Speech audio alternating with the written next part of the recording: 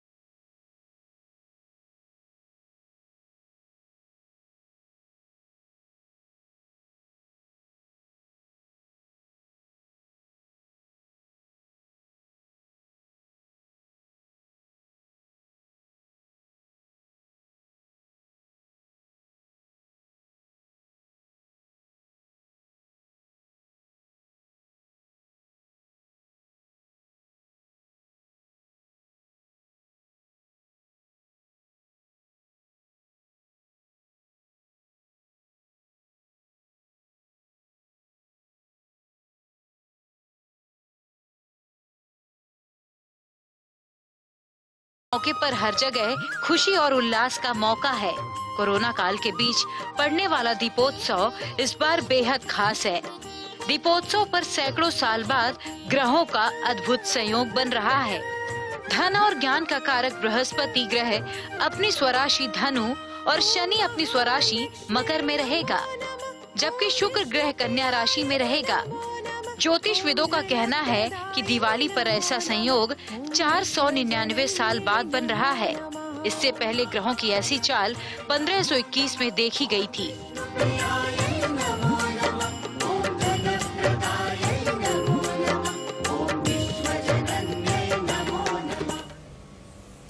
तो ये दिवाली आपके लिए बहुत ज्यादा खास रहेगी और इस खास दिवाली को और भी ज्यादा शुभ और फलदायी बनाने के लिए आपको क्या उपाय करने हैं, पूजन की विधि क्या रहने वाली है, कौन सा वो शुभ मुहूर्त रहेगा जिसमें आप पूजन कर पाएं, वो सब जानकारी हम आपको देंगे। इस बीच पवन सिन्हा सर हमारे साथ जुड़े हुए हैं।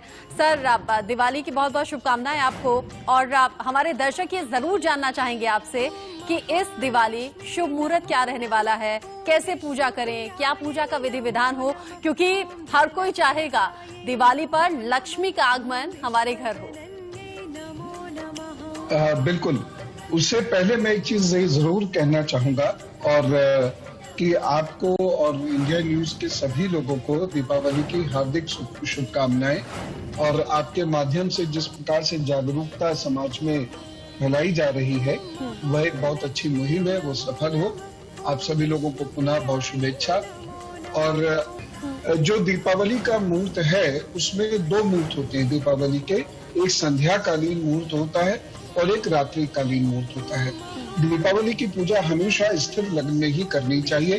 तो जो संध्याकालीन हमारा मुहूर्त है वो शाम को 5:27 से शुरू होकर 7:23 तक रहेगा।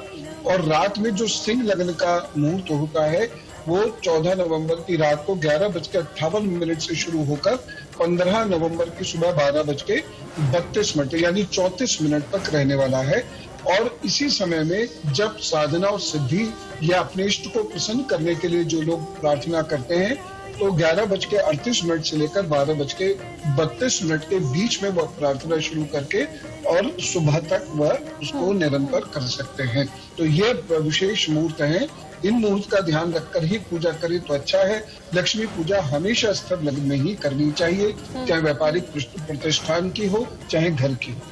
आपने बहुत सही मुहूर्त वाली बात बता दी, क्योंकि कई लोग ऐसे भी रहते हैं मेरी तरह जो ऑफिस में रहेंगे, देर से पहुंचेंगे, लेकिन ये जो लंबा वक्त है मुहूर्त का, इसमें सभी के हिसाब से सभी को वक्त अनुकूल लगेगा भी और पूजा अच्छे तरीके से हो भी पाएगी।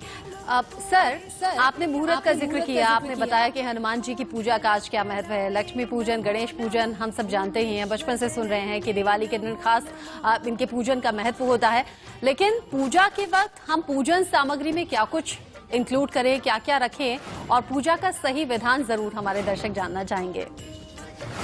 जी, ये बहुत जरूरी भी है, क्योंकि न्यूनतम ही सही लेकिन विधान अवश्य सभी लोगों को उसका पालन करना चाहिए। पूर्ण तरीके से यदि आपको लक्ष्मी पूजन करना है तो आपको पुरोहित जी को माध्यम बनाना पड़ता है, क्योंकि वही वो करा पाते हैं। लेकिन सरल विधान में बता रहा हूं जो हर व्यक्ति कर सकता है। उसमें क्या है, एक चौकी रखिए, लाल वस्त्र उस पर बिछाइए और वहां पर लक्ष्मी जी, गणेश जी को स्थापित कीजिए, और उसके बाद वहां पर यदि संभव हो सके तो नवग्रह की स्थापना कर दीजिए। अन्यथा 5 दीपक, अब घी के भी चाहे जला सकते हैं, चमेली के तेल के जला सकते हैं, सरसों के तेल के जला सकते हैं, जैसा बन पड़े आपसे वैसे वहां पर दीपक आप प्रज्वलित करिए। और उसके बाद पंचामृत, पंचमेवा और जो घर में आपने भगवान जी के भोग के लिए बनाया है वो थाली में सुंदर सा सजा कर वहां रखिएगा, और वहां पर इत्र की महक हो, सुगंध हो, और लक्ष्मी जी, गणेश जी का तिलक आप कीजिए, उन्हें वस्त्र भेंट कीजिए, 5 फल उन्हें भेंट कीजिए, और ये समस्त भोग सामग्री उन्हें भेंट करिए।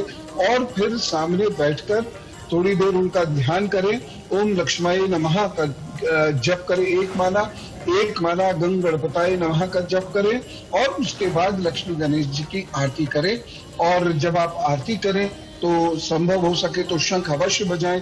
यदि वह संभव नहीं हो पा रहा है तो हम लोग ताली बजा के तो कीर्तन करते ही हैं, उसमें यदि आप घंटा बजा सकते हैं या घंटी बजा सकते हैं तो बड़ा अच्छा रहता है। तो इस प्रकार से आप, ये सूक्ष्म पूजा है, ये तो हर व्यक्ति स्वयं भी कर सकता है। और इसी प्रकार से पूजा करने से, और जिसमें भाव भी हो, ध्यान भी हो, एकाग्रता भी हो, तो माँ लक्ष्मी और भगवान श्री गणेश जी की कृपा अवश्य प्राप्त होती है। और उसके बाद रात में आप श्री हनुमान जी का जप करें या सुंदरकांड का पाठ करें तो बहुत ही अच्छा रहेगा। हमारे साथ आध्यात्मिक गुरु पवन सिन्हा जी मौजूद हैं, और इसी बीच आचार्य विक्रमादित्य जी भी हमारे साथ जुड़ गए हैं। पवन जी, इससे पहले बात हो रही थी कि लक्ष्मी गणेश जी घर लाने का ये रिवाज हम सालों से देख रहे हैं। लक्ष्मी गणेश आते हैं, उनका पूजन होता है, इसका महत्व जरूर दर्शक जानना चाहेंगे, समझना चाहेंगे। दरअसल इस दिन क्योंकि हमारे यहाँ हमेशा से मिट्टी के लक्ष्मी गणेश जी आते रहे हैं, तो 1 वर्ष की जो प्रतिमा की जो आयु रहती है उसके बाद मिट्टी झड़ने लगती है, उसमें कई तरीके की समस्या होती है। और साथ साथ एक स्थिति ये भी बनती है उसमें कि दीपावली का त्योहार है तो नई प्रतिमाएं लाएं, नई प्रतिमाओं के प्राण प्रतिष्ठा करें। इस वजह से नए लक्ष्मी गणेश जी हम लोग लाते हैं, उसमें कोई प्रॉब्लम नहीं है। मंत्रों का जप करेंगे। हमारे देश के अंदर कैसे, मतलब बड़ा दुर्भाग्य लगता है मुझे कि कैसे उन मंत्रों के होते हुए, मंत्र विज्ञान के होते हुए, कैसे किसी के घर दरिद्रता रह सकती है, कैसे किसी के जीवन में अभाव रह सकता है। हमने और ये कहा भी जाता है कि अगर सच्ची आस्था है, सच्चा विश्वास है आपके मन में, और उस सच्चे आस्था और विश्वास के साथ आप अपने सामर्थ्य के हिसाब से कुछ भी अर्पण करते हैं भगवान को, सच्चे मन से पूजा करते हैं, तो उसका फल जरूर मिलता है। जरूरी नहीं है कि आपको बहुत पैसे खर्च करने हैं या फिर आडंबर करना है, इसकी जरूरत नहीं होती। भगवान देखते हैं तो सच्चा मन। आचार्य विक्रमादित्य जी, चूंकि दिवाली का मौका है, दिए जलाने होते हैं और घर में पूजा पाठ होता है, यूं तो कितने भी दिए जला सकते हैं अपने अपने सामर्थ्य के हिसाब से, लेकिन आप कम से ज्यादा की तरफ बताइएगा, कितने दिए शुभ होंगे घर में जलाने? देखिए, दीपावली का महापर्व है और दीपावली तो दीपों की बलि यानी दीपों की माला बनाने का अवसर है। यथेच्छ अपनी श्रद्धा के अनुसार, इच्छा के अनुसार जितने ज्यादा दिए जलाएंगे उतना जीवन में कल्याण। देखिए, प्रकाश का पर्व है, दिए जलाने का मतलब है अंधकार को हटा के प्रकाश की तरफ जाने का पर्व, इसलिए ये प्रकाश का पर्व माना जाता है। इस प्रकाश के पर्व पर कोशिश करें मुझे जितने ज्यादा मतलब कोशिश ये करें 27, 54, 108 जितने भी ज्यादा दिए जला सकते हैं उतने ज्यादा जलाने का प्रयास करें। कम से कम 27 दिए तो जलाएं अवश्य तौर पर, तो बड़ा शुभ रहेगा। और राशि के अनुसार बात करें तो मैं तो कहता हूँ मेष राशि वालों के अनुसार से, यदि हर राशि के अनुसार से जान लें तो ऐसी संख्या नहीं, आप एक भी दिया जलाएंगे तो जीवन में कल्याणकारी योग बनेगा और वही शुभ है अपने अनुसार से। और ग्रहों का योगा योग जो है वो आपके जीवन में कल्याणकारी योग बना रहा है। आने वाले समय में बृहस्पति जो है वो जिस प्रकार से मकर राशि में प्रवेश कर रहे हैं और करीब करीब 16-17 नवंबर के आसपास से लेकर 31 मार्च तक इसी राशि में प्रवेश करेंगे मकर राशि के अंदर। ये कतई शुभ नहीं है, ये बहुत भयावह योग है। शनि के साथ जाके बृहस्पति जिस प्रकार का योग बनाएंगे, ये इतनी ज्यादा दुराग्रह जीवन में पूरे विश्वव्यापी में करेंगे, कई प्रकार के संघर्ष देंगे, कई प्रकार के स्वास्थ्य की समस्याएं देंगे। मैं कह रहा हूँ ये समय बहुत ज्यादा प्रिकॉशन का है और बड़ा शुभ योग ये है कि दीपावली आपको ऐसे शुभ योग में आ रही है और जिस दिन भगवान छोटी दिवाली बड़ी दिवाली एक साथ पड़ रही है, तो ऐसे समय में आप यानी भगवान विष्णु का योग भी एक साथ, लक्ष्मी का योग भी एक साथ, हनुमान जी का योग भी एक साथ, तो कई शुभत्वों को लेकर एक दिन एक साथ एकत्र हो गया है जिसमें चतुर्दशी और अमावस्या का शुभ योग बन रहा है। ऐसे में यथेच्छ भाव से भगवत का ध्यान करते हुए, श्री गणेश और महालक्ष्मी का ध्यान करते हुए जो दीप प्रज्वलित करे, सबसे पहले तो हाथ में चावल लेकर दीपों को जलाकर ओम चंद्रमा मनसो जातचक्षुः सूर्यो अजायत स्तोत्रात् वारुष प्राणच मुखा अग्निरजायत, इस मंत्र को जो करते हो या ओम ह्रीं महालक्ष्मी, देखिए मंत्र का उच्चारण सही समझ ले। महालक्ष्मी के चतुर्थी लगती है और चतुर्थी के अंदर क्या मतलब होता है समर्पण, इसलिए मंत्र को शुद्ध कर लें। हम कैसे ही महालक्ष्मी करते हैं या कुछ और कर दें वो मेरे हाथ में नहीं है। ये संस्कृत जो है एक व्यवस्था के अनुसार से चलती है और मंत्र का उपयोग बड़ी सावधानी के साथ करें। महालक्ष्मी में यह के ऊपर 2 मात्रा आखिरी में आएंगी तब वो चतुर्थी बनेगी। तो उसी प्रकार से ओम ह्रीं महालक्ष्मी नमः इस मंत्र का जप करते हुए या फिर जो वेद मंत्र है उसके अनुसार से, मंत्र मेरे ऐसे नहीं है कि कोई भी उसका कैसे ही प्रयोग कर ले। मंत्र एक संस्कृत की शब्दावली की, एक व्याकरण की व्यवस्था है। तो इसलिए मैं मंत्र आपको एक छोटा सा मंत्र दे रहा हूं, या ओम ह्रीं नमः, केवल इसको भी जा सकते हैं, ह के पैर में रह, बड़ी की मात्रा ऊपर बिंदी, ओम ह्रीं नमः इस मंत्र का उच्चारण कर लीजिए। यदि बहुत बढ़िया से कर सकते हैं तो आप श्री सूक्त का, बहुत उससे बढ़िया मंत्र नहीं हो सकता है। लक्ष्मी सूक्त श्री सूक्त के रूप में हमारे शास्त्रों में विद्यमान है। आप उस राशि के अपने हिसाब से करेंगे तो बड़ा शुभ योग बनेगा। राशि के अनुसार से जानते कितने दीपक आपको जलाने चाहिए। मेष राशि वालों के लिए सबसे अच्छा ये रहेगा तो कम से कम 26 दीपक जलाएं और खासतौर पे एक चौमुआ दीपक अवश्य जलाएं, उससे शुभ योग बनेंगे। वृक राशि वालों को भाई 27 दीपक जलाने का प्रयास अवश्य करना चाहिए। और यदि मिथुन राशि के संबंध में बात करें तो 36 दीपक आपके लिए परम शुभ योग बनाएंगे। कर्क राशि वालों को अवश्य अपने घर में 52 दीपक मेरी गणनाओं के अनुसार से जलाने से कल्याणकारी योग बनेगा। सिंह राशि वालों के लिए 26 या 65 दिए जलाने से जीवन में कल्याणकारी योग बनेंगे। कन्या राशि वालों के लिए राशि के अनुसार से और ग्रहों के अनुसार से 26 या 78 दीपक जलाना उनके लिए बड़ा श्रेष्ठ है।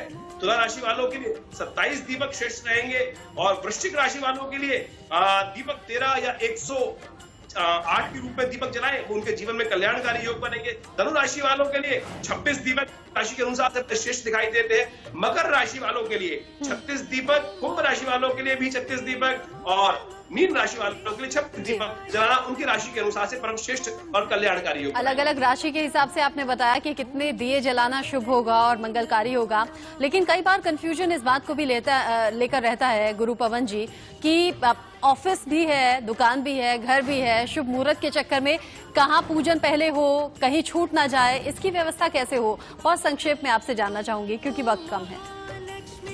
देखिए 2 मुहूर्त होते हैं, एक संध्या का मुहूर्त होता है और एक रात्रिकालीन मुहूर्त होता है। तो दोनों ही मुहूर्त में जैसे अपने घर में या अपने ऑफिस में किसी भी एक जगह पे या अपने प्रतिष्ठान में वह संध्याकालीन लक्ष्मी पूजा मुहूर्त लेने जो 5:27 से 7:23 तक है। अच्छा। और इतने बीच में वह पूजा पूर्ण कर ले और हाँ। उसके बाद जब वो घर लौट के आते हैं तो जो लक्ष्मी पूजा मुहूर्त रात में 11:58 से 12:32 तक है, इस समय में वह घर में भी पूजा कर सकते हैं। बहुत सही, आपने मार्गदर्शन किया है और जिन दर्शकों को ये दुविधा होगी वो दूर भी हो गई होगी। बहुत शुक्रिया गुरु पवन जी हमारे साथ जुड़ने के लिए और साथ ही साथ आचार्य विक्रमादित्य जी आपका भी बहुत बहुत शुक्रिया हमारे साथ जुड़ने के लिए और खास जानकारी हमारे दर्शकों को देने के लिए। उम्मीद करेंगे आपकी दिवाली शुभ होगी, धन की वर्षा होगी, लक्ष्मी का आगमन होगा। बहुत बहुत शुभकामनाएं।